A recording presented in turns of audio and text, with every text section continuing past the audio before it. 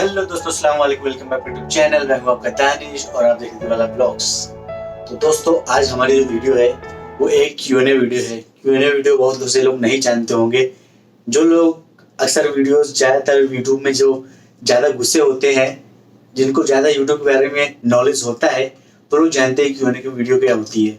Q&A video एक होता है जिसे कि हम लोग बोल सकते हैं, आप मुझसे कोई कमेंट करते हैं, मतलब आप मुझसे कोई क्वेश्चन पूछते हैं, कोई प्रश्न पूछते हैं, तो उस प्रश्न का आंसर मैं दूंगा, उत्तर मैं दूंगा। दिन दिन बता देते हैं। तो आज जितने लोगों ने मुझे कमेंट किया था, भाई इस चीज़ के बारे में बताओ, तो मैंने बहुत ही सारे कमेंट्स निकाल के रखे हुए हैं। तो देखते हैं, शायद जो कमेंट मैं रीड करने वाला हूँ शायद वो आपके कमेंट हो। तो मेरे साथ वीडियो में बने रहिए, मैं सभी कमेंट्स का आंसर दूंगा, वरना नेक्स्ट वीडियो में कवर कर देंगे उन सारे कमेंट्स को। ठीक है, तो पहला कमेंट है आमिर अंसारी भाई का। उन्होंने बोला है, भाई आप अपने बारे में कुछ बताइए, आप कहाँ से हैं, सऊदी अरेबिया क्यों गए।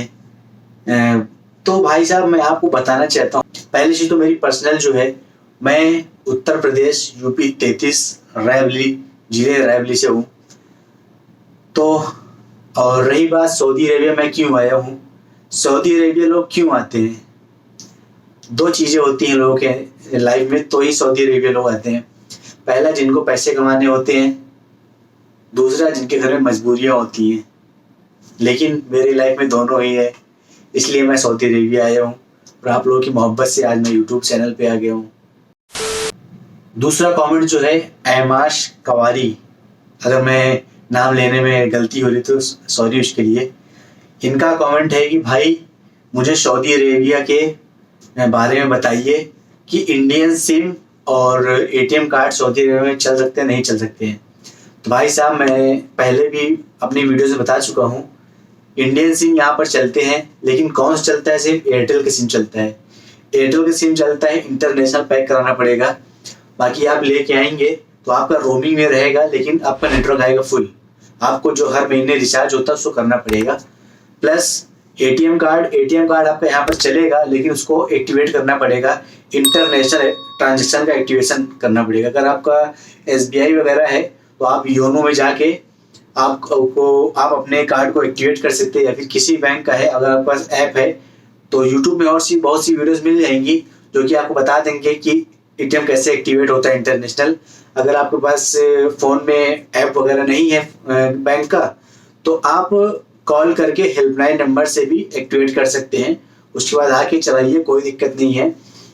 आप अगर बकाले वगैरह में स्वाइप करते हैं कार्ड तो कोई चार्जेस नहीं कटेंगे, लेकिन अगर आप विड्रॉ करते हैं एटीएम से तो आपके चार्जेस कटेंगे।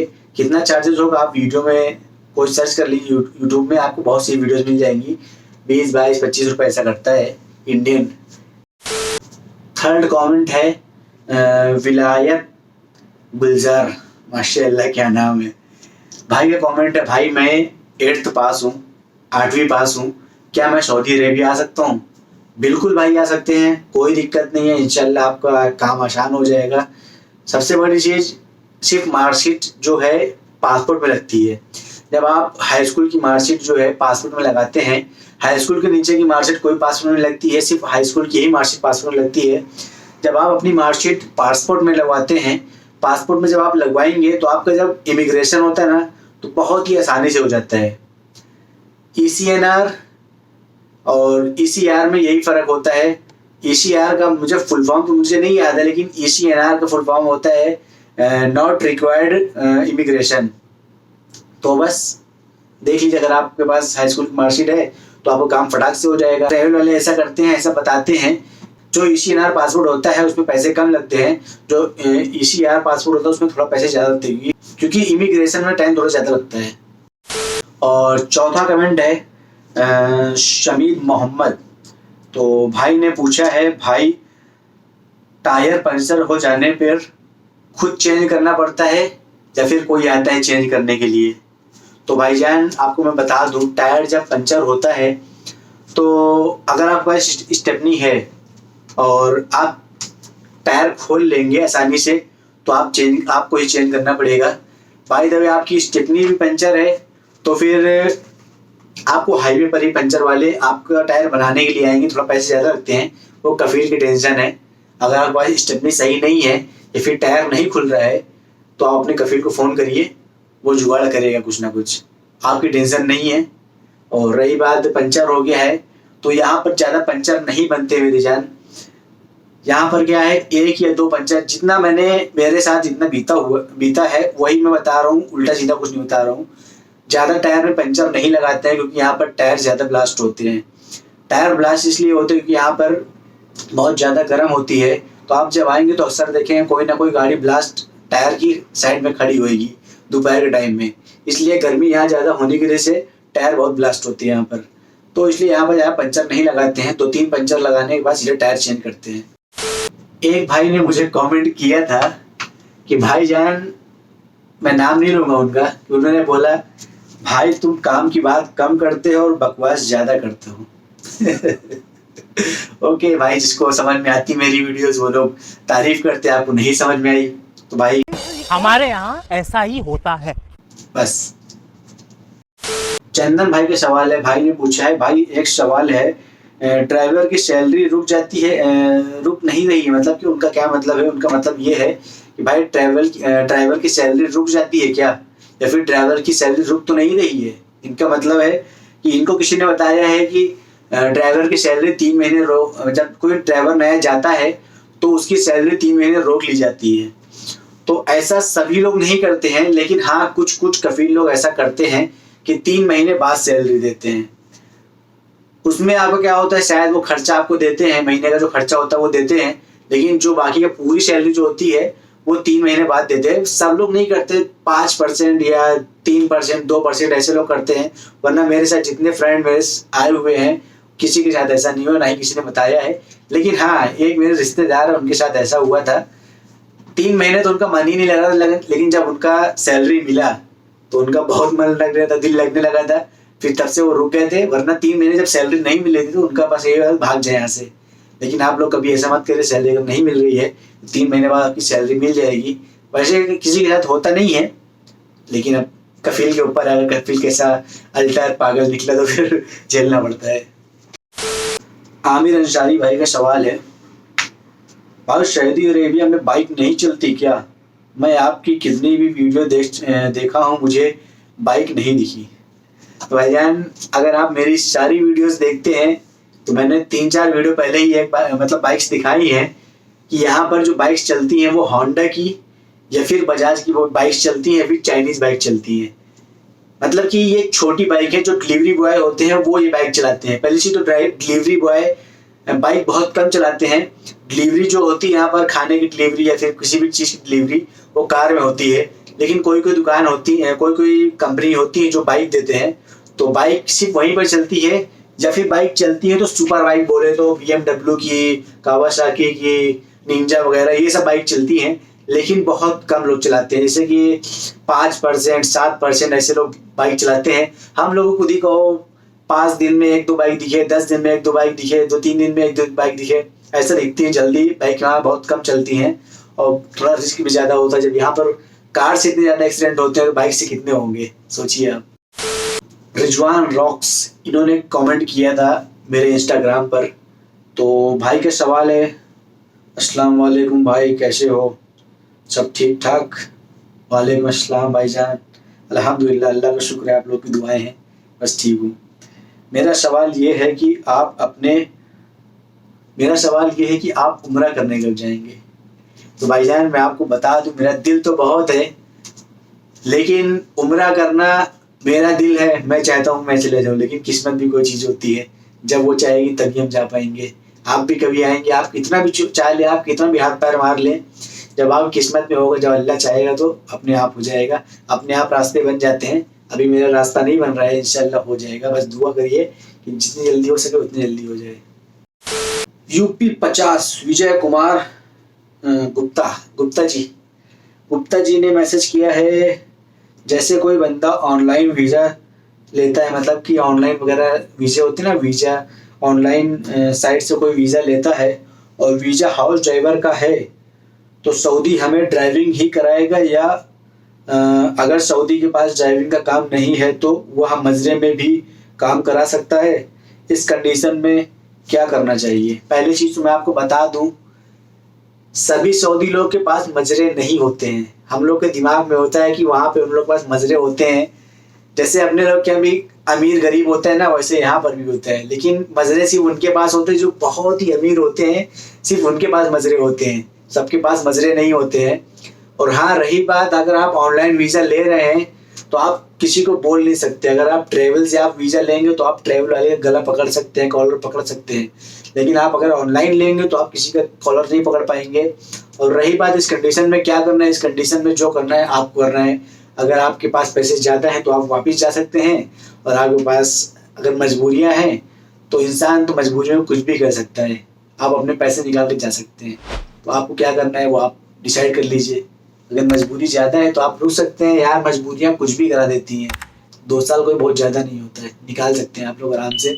मैंने बहुत सी वीडियो में देखे हैं, इंडियन, पाकिस्तानी, बांग्लादेशी लोग करते हैं। क्या वो इंसान नहीं है? वो इंसान है तो हम भी इंसान है, हम इंसान वो कर सकते हैं तो हम भी कर सकते हैं। तो आपके ऊपर है, जैसा आपको सही लगे वैसा आप करिए। एक भाई का सवाल है, इन्होंने मुझे फेसबुक पर कमेंट किया था, वीडियो देखा था तो फेसबुक पर मुझे कमेंट किया, भाईजान इंटर स्कूल की मार्कशीट में मेरा नाम मिस्टेक है, मतलब कि मेरे और मेरे पापा का नाम, मेरी मम्मी का नाम सबका गलत है। मेरी जान, अगर आपकी हाई स्कूल में नाम सेम है ना, मम्मी का पापा का सबका नाम सही है, तो आप मार्कशीट हाई स्कूल की लगाइए। इंटर की ज़रूरी नहीं है, हाई स्कूल की ही मार्कशीट पासपोर्ट में लगती है। अगर उसमें नाम सही है तो कोई दिक्कत नहीं है। अगर आपकी हाई स्कूल में भी गलत है तो आप मार्कशीट ही मत लगाइए, क्योंकि अगर आप पासपोर्ट जाएंगे तो आप वो डेली दौड़ाते रहेंगे। ऐसा मेरे चाचा के लड़के के साथ हुआ है। पहले वो गया तो उसका कुछ आधार कार्ड में नाम गलत था, तो उसका नाम पहले आधार कार्ड में सही हुआ। उसके बाद फिर अप्लाई किया, फिर दोबारा गया तो बोल दिया कि बैंक का रिकॉर्ड होता है कम से कम 3 महीने पहले का होना चाहिए। तो आप लोग ध्यान रखिए, जब भी आप पासपोर्ट ऑफिस जाएंगे तो आप अपना रिकॉर्ड, मतलब कि बैंक में अगर आपने 3-4 महीने से ट्रांजेक्शन नहीं किया तो 100-200 रुपये डाल के प्रिंट करवा लीजिएगा। उसके बाद वो जीरोक्स ले जाना, वरना वो लोग एक्सेप्ट नहीं करते हैं ज़्यादा पुराना ट्रांजेक्शन। तो समझ लीजिए, अगर आपका होता है काम तो ठीक है, वरना जाने से पहले सारे डॉक्यूमेंट्स एकदम करेक्ट कर लीजिए, वरना आप दौड़ते रहेंगे वहाँ और आपका काम नहीं होगा। मेरा एक कज़न है, उसने पूछा है कि भाई 10 के मतलब कि 10,000 जब आपके सब्सक्राइबर हो जाएंगे तो उसकी पार्टी कब दोगे? यार ये सब आप लोग के ऊपर है, जितनी जल्दी आप लोग करवा देंगे उतना अच्छा है। आप लोग से बस रिक्वेस्ट है, प्लीज़ आप लोग जितना ज़्यादा हो सके वीडियोस को शेयर करो, अपने रिश्तेदारों में, अपने भाइयों में, अपने दोस्तों में, सबसे बोलो भाई मेरा भाई है ये, प्लीज़ इसको सब्सक्राइब कर दो। सिर्फ सब्सक्राइब करवा दो मेरी जान, आप लोगों को इतनी हेल्प करता हूँ। आप लोग कोई भी आपका कोई भी सवाल हो, कैसा भी हेल्प हो, इंशाल्लाह मैं आपकी करूँगा। लेकिन आपको बस एक ही काम करना है, जितना हो सके बोल दो, अपना भाई समझ के करवा दो, बाकी तो कोई ज़बरदस्ती नहीं है। अगर आप लोग करवा देंगे तो बस आप लोग की मोहब्बत हमेशा मेरे दिल में रहेगी, और बस दुआ में याद रखिएगा। और तो एक भाई ने और क्वेश्चन किया है, वो क्वेश्चन ये है 12वां क्वेश्चन, इन्होंने बोला भाई अगर कफील अच्छा ना हो तो क्या करें? भाई मेरे कुछ दोस्त लोग हैं जो कि उनके कफील इतने खराब हैं कि वो बोलते भाई मैं सऊदी अरेबिया ही नहीं आऊँगा दोबारा।